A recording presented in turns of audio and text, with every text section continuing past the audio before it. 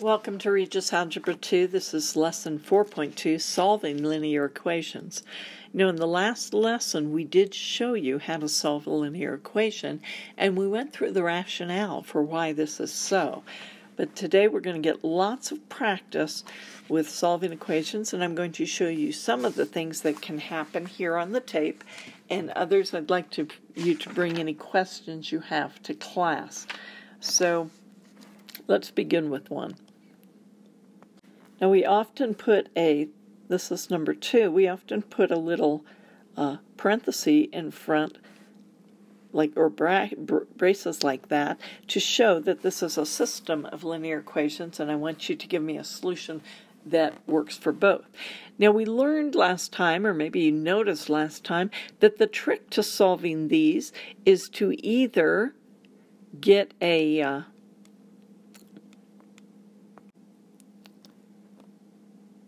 So I have a choice here. I could either, because my variables in the first equation are 1 for my x value and a 1 for my y value, I could either multiply equation 1 by 7, in which case the x's will drop out, or equation 1 by 4, in which case the y's will drop out. I'm going to choose to multiply by 4. So I will get 4x minus 4y equals negative 11 times 4 is negative 44. Now, because looking at my y values, which now have the same constant in front of them, or numerical coefficient, what I'm going to do is add. If I add, these two will drop out or cancel each other out. So 7x plus 4x is 11x. Make sure you carry your equal sign down. Negative 22 plus negative 44 is negative 66. Dividing by 11, x equals negative 6. Okay. So that's halfway there. I've got my x value. To get my y value, I could do either one, but I'm going to choose over here on the right to take my first equation, x minus y equals negative 11. Substituting for my x, I'm going to get negative 6 minus y equals negative 11. Solving for y, I'm going to get negative y, add 6 to the other side, and solve for y, not just negative y, I'm going to get a 5. And so that would be a pretty straightforward answer to a problem. If you will go to page 117, I will just talk through a few of these with you. Notice you will not do the even problems, you'll do the odd problems, but number 1 was very much like number 2. If you're looking at number 3, if I multiplied the second equation by 3, I would get my x's to drop out. Looking at number 5, I've got several choices, but the easiest probably, because I like to keep my numbers low, would be to multiply the first equation by 2, getting 10x, and the second equation by 5, getting 10x. And then, of course, you would have to subtract the one equation from the other. 7, I think they're starting to become more straightforward. Now let's look at 11 through 20. It says there's an easy multiplication that will work. I like these because, let me show you number 11 for a minute. If you look at the x values, 14 is 2 times 7, and 21 is 3 times 7. So if I multiply the first equation by 3 and the second equation by 2, the x's will drop out. And that kind of thinking will help you deal with these little bit larger values. Look at 13. Notice in my y's, I have 2 times 5 for the first equation and 3 times 5 for the second equation. So if I multiplied the first equation by, this is number 13, okay, by the 3 and the second equation by the 2, then my y's will be able to drop out. So continue on with that kind of logic. Now what he's saying for number 21 through 26, he says they have untidy fractions for answers. That means they're very complex. So let's give you another way to do those kinds of problems. So here's number 21, and I see that if I multiply the first equation by 2, my y's will drop out. So let me do that. So multiplying out by 2, I'm going to get this, and then notice I'm going to subtract because this has a -6 that's its coefficient and a -6.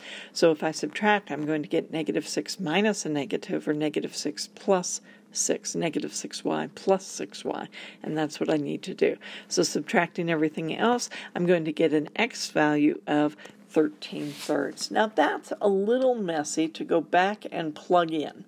There are some tricks to going back and plugging that in, but it's a little bit messier to work with. So what he suggests you do is go back to the first 2 original equations and now solve for y by dropping out the x variables.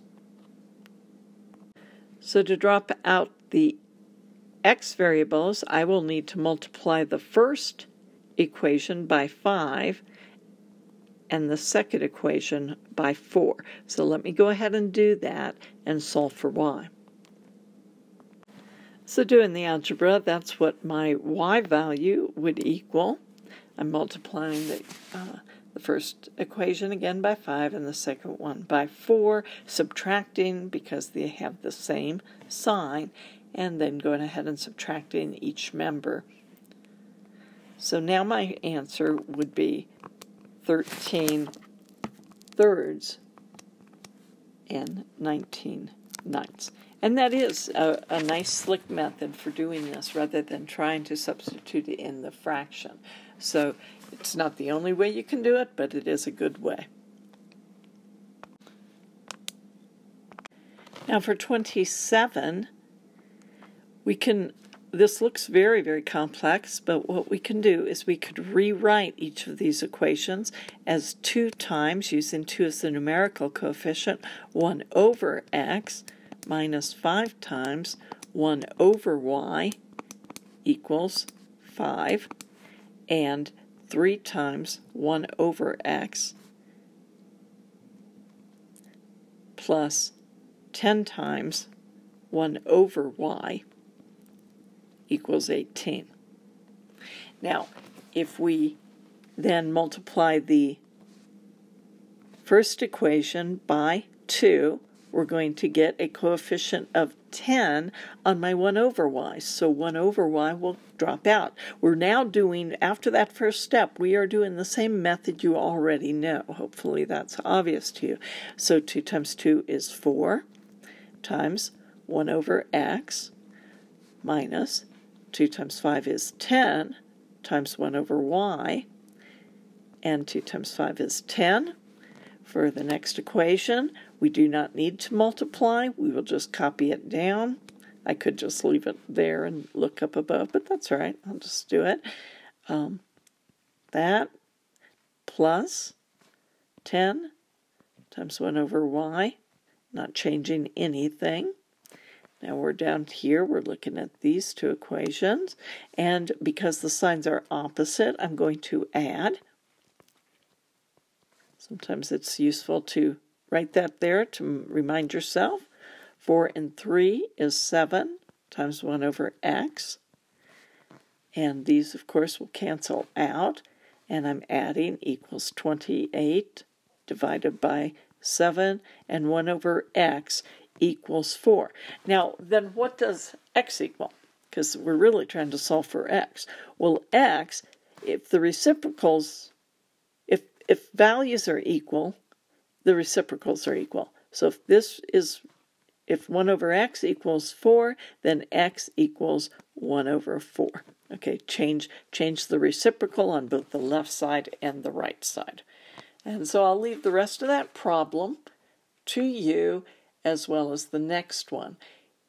Recall for your vocabulary on 31 through 37, you're looking back at those three possibilities that I showed you on the last taping and are found on page 116. Either two lines will be parallel, two lines will be the same line, or two lines will have a distinct point. If they're parallel, we're representing the idea that there is no solution. So I might solve it and get something funny like 10 equals -3. And that's a false statement, always a false statement. So if you get a false statement after you've solved for your x or your y, then you know that they are parallel lines.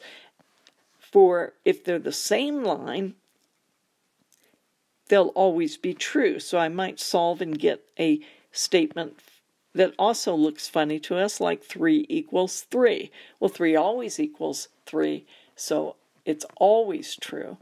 So I'll know that it looks like that same line business. Okay. Bring any other questions you have to class and we'll work them through together.